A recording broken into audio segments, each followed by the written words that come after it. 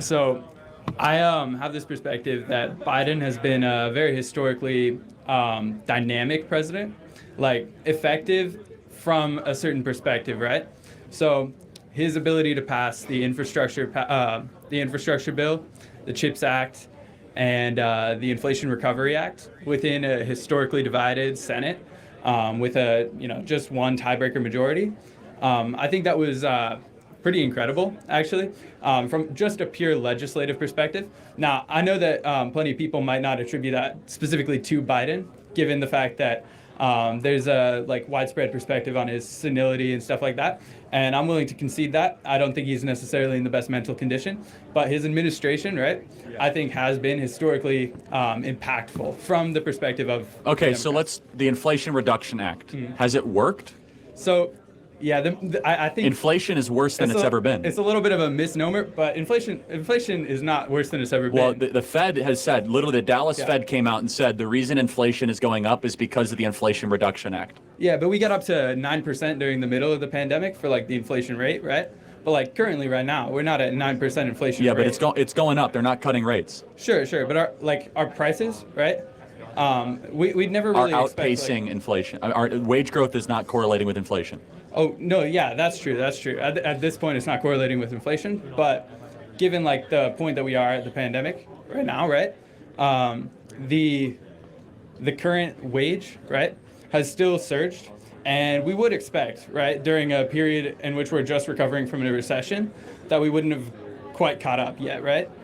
However, I do think that the Inflation Recovery Act is definitely a misnomer. Reduction Act. Yeah, that bill was not meant to. I think it introduced $2 trillion worth. Yeah, of how do you spending. how do you reduce inflation Right. by introducing $2 trillion new dollars? Yeah. But regardless, I think it did a lot of stuff and had a lot of provisions that were very beneficial from the Democratic perspective, like the investment into renewable energies. I'm just saying that if you come from the liberal perspective, right, that's a huge win politically for you. No, right? I totally get it. If you want to destroy the country, Joe Biden's been a great president for you.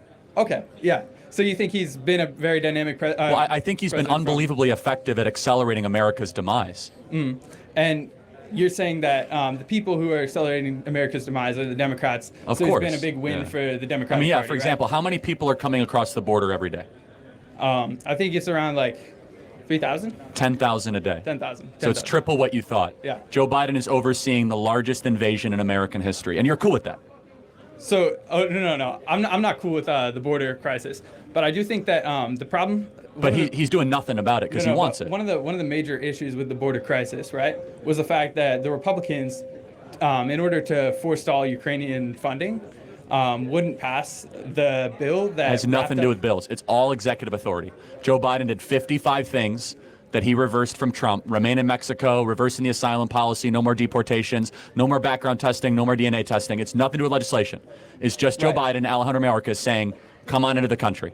Wait. So because Joe Biden wants the invasion. Legislatively, was it not the case that the Republican Senate It's nothing to do. Again, that bill has nothing to do with it. It's all executive power. Did they not demand to have a bill for border funding and provisions? Of course, that would have Ukrainian funding. Yes, and we should have done that. But Joe Biden himself, regardless of legislative action, has completely opened the southern border. Why didn't we execute that bill? Because it's an awful bill. It would have created amnesty, permanent work visas for people already here.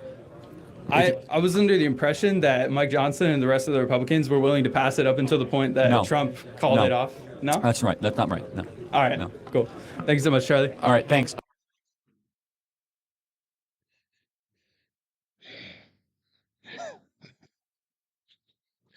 I really actually respect that young man.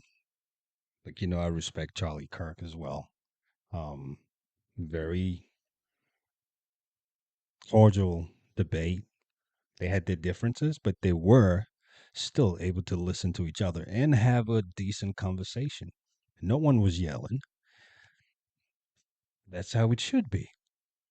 It's okay to have differences, but it's not okay to impose and superimpose yourself on somebody else.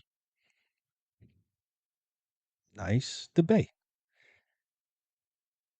There was a learning moment for him. Certain things that he had a difference in opinion about, or he had a perspective about, but he wasn't sure. Now he has clarity. That's how it should be. It's okay to be different, but it is not okay to treat each other like we don't matter, regardless of what our perspectives are. And that's the point. This is a true example of how we should be. It's okay to have differences, but it is not okay to treat each other differently. Let me know what you think. Put it in the comment section. If this is your first time, welcome to the family. Please like, comment, share, and subscribe. It's me, WG, on our channel, One Life, Many Seasons. We're about to close it out. We'd like to remind ourselves. We remember, we got one life with many seasons. Thanks again for stopping by, and I'll see you soon. God bless you. You take care now. Bye-bye.